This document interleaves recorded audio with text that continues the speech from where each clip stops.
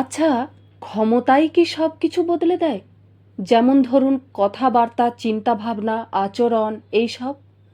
কেননা যারা বিজেপিকে দেখে ভোট দিয়েছে তাদেরও কি আজ বিজেপিকে দেখে বর্তমানে অচেনা লাগছে? মানুষ কি এই পরিবর্তন চেয়েছিল যে যারা ক্ষমতায় আসার আগে একরকম কথা বলতো আর ক্ষমতায় আসার পর তাদের কথার টোনটাই যেন পাল্টে গেছে? কেন বলছি? মুখ্যমন্ত্রীর মুখে ইতিমধ্যে দু একবার হলো শোনা গেল, আমি কিন্তু আগের সরকারের মতো দুর্বল মুখ্যমন্ত্রী নই, ওনার মতো কাপুরুষ নই।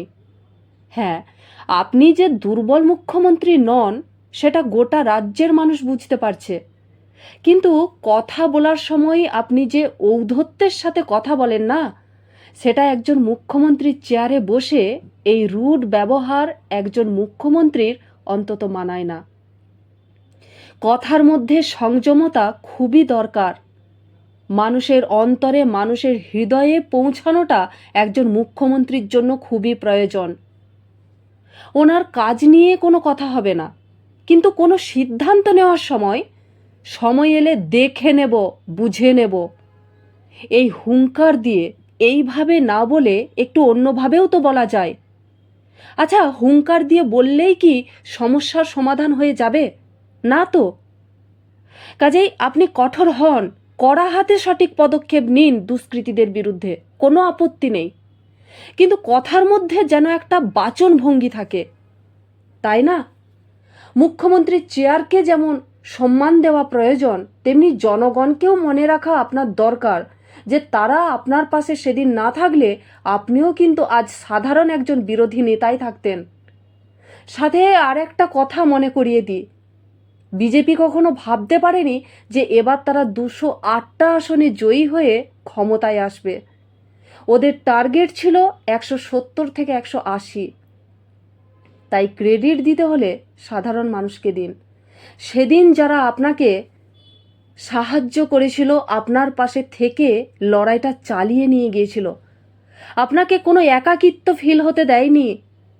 যারা চেয়েছিল যে পরিবর্তনটা হোক, যারা চেয়েছিল বিজেপি ক্ষমতায় আসুক, তাদেরকে একটু ক্রেডিট দিন আর ক্ষমতার সঠিক প্রয়োগ করুন, অপব্যবহার করবেন না। একের পর এক দুর্নীতির গল্প সামনে আসছে, আর মমতা ব্যানার্জি আর অভিষেক ব্যানার্জিকে দেখিয়ে আর কতদিন গুরুত্বপূর্ণ বিষয়গুলোকে আড়াল করা হবে, ঢেকে রাখা হবে? মানুষকে যে প্রতিশ্রুতি দিয়েছিলেন সেগুলো যে যাচাই করতে গিয়েই দিন কেটে যাচ্ছে। এটা বাতিল, ওটা বাতিল, এটা না, সেটা না, সঠিক সময়ে তো স্কিম চালু হচ্ছে না। গুন্ডা মাফিয়া রাজ, তোলাবাজি তো চলছেই, কেন শক্ত ভূমিকা দেখছি না? রাজ্যে তো ভোট, মমতা অভিষেককে দেখে মানুষ তো এবার ভোট দেয়নি, মানুষ তো পরিবর্তন করেছে। তাহলে দুর্নীতির আসল তদন্তটা কবে হবে? সিবিআই, ইডি কোথায় গেল? আর অভয়ার মায়ের মুখ বন্ধ কেন? এগুলো সাধারণ মানুষ জানতে চায়। আজকে আজকে পাওয়ারের কথা বলছেন, তাহলে বলি, আপনি সবল মুখ্যমন্ত্রী বলেই যে তৃণমূলীরা চুরি করে খেত বিজেপি তাদের পুনর্বাসন দিল, আর যে হকাররা কষ্ট করে খেত বিজেপি তাদের উচ্ছেদ করে দিল। ক্ষমতায় এসে যেটা মনে করছেন সেটাই করছেন। পাওয়ার আছে বলেই নেতাজি সুভাষচন্দ্র বোস, ওনার তৈরি ফরওয়ার্ড ব্লক নাকি গুন্ডাদের দল, আর ব্রিটিশদের খাতায় নাম লেখানো শ্যামাপ্রসাদ মুখার্জি নাকি ন্যাশন বিল্ডার। বিজেপি আসার পর নেতাজি সম্পর্কেও এইসব আমাদের শুনতে হচ্ছে। ক্ষমতার জোরে মানুষকে চুপ করিয়ে রাখছেন, কিন্তু কতদিন? 5 বছর পর এই শ্রমিক ভট্টাচার্যকে কেউ মনে রাখবে না, কিন্তু 200 বছর পরেও লোকে নেতাজির গলায় মালা দেবে, ওনাকে সম্মান করবে, কারণ উনি বাংলার একটা আবেগ, বাংলার উনি আইকন। খুব কি ভুল বলছি? ক্ষমতা আছে বলে, ক্ষমতায় এসেছেন বলে যা খুশি বলবেন এটা কিন্তু চলে না। আজকে আপনার পাওয়ার আছে বলেই তো আপনার পাশে আজ পুলিশ আছে, CID, ED, CBI, central force সবাই আছে। নইলে যেদিন বিরোধী ছিলেন সেদিন এই পুলিশই আপনার সাথে কি ব্যবহার করেছিল একবার মনে করুন না। কাজেই পাওয়ারই যে শেষ কথা বলে সেটা আমরা সকলেই জানি। পাওয়ার থাকলে বলে মোরা মানুষও উঠে বসে। আপনি ক্ষমতাশীল বলেই তো আজকে রেড রোডে প্রধানমন্ত্রী যোগা দিবস পালন করতে পারলেন, কোনো সমস্যা হলো না, কারণ আপনার পাওয়ার আছে। পাওয়ার আছে বলেই আজকে গরিবদের পেটে লাথি মারছেন। পাওয়ার আছে বলেই যারা সরাসরি আপনার ভুলগুলো নিয়ে প্রতিবাদ করছেন তাদের ধরে জেলে ঢুকিয়ে দিতে পারছেন। পাওয়ার আছে বলেই তো। আপনি সবল মুখ্যমন্ত্রী বলেই আজকে ক্ষমতায় আসার আগে বাংলার মা বোনেদেরকে যে প্রতিশ্রুতি দিয়েছিলেন, এখন ক্ষমতায় আসার পর তা পূরণ করতে গিয়ে যেন বারবার হোঁচট খাচ্ছেন। দাঁড়িপাল্লায় ওজন করতে হচ্ছে, দিলে তা কজনকে দেব। এবার সরকারের নতুন নিয়ম, রাজ্যের 10 কোটি মানুষের মধ্যে অর্ধেকের রেশন কার্ড বাতিল হয়ে যাবে। কারণ পরিবারে যাদের 15,000 টাকা ইনকাম হয়, টিভি, ফ্রিজ, কম্পিউটার এইসব আছে, তাদের রেশন কার্ড বাতিল হয়ে যাবে। তাহলে এক্ষেত্রে একটা কথা বলতে চাই, এমএলএ এমপিদের যে সুযোগ সুবিধাগুলো অর্থাৎ যে ভাতা পায় সেগুলোও বন্ধ হয়ে যাক।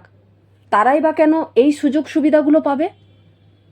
প্রতিবার টার্গেট শুধু জনগণ হবে, এটা করলে কি করে চলবে বলুন তো?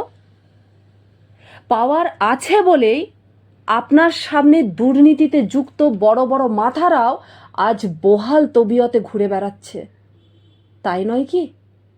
34+15 বছর কেটে গেল, তবুও রেল স্টেশন, ফুটপাত দখল করে থাকা মানুষদের জন্য কোনো স্থায়ী পুনর্বাসনের ব্যবস্থা হলো না।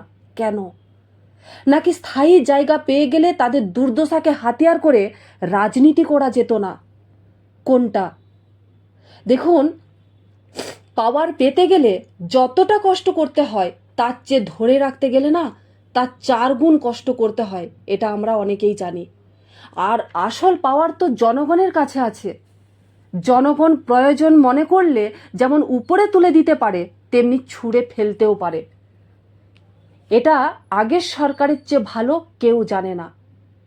আর যাকে কাপুরুষ বলছেন, আপনি তার দলে দীর্ঘদিন থেকেছেন, তার আদর্শে দীর্ঘদিন কাজও করেছেন, তাহলে কি করে তাকে ছোট করছেন?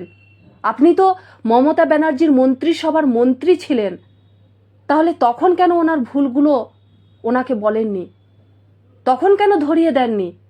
আজকে প্রাক্তন হয়েছে বলেই ওনার সমস্ত যে ভুলগুলো আপনি প্রকাশ্যে আনছেন।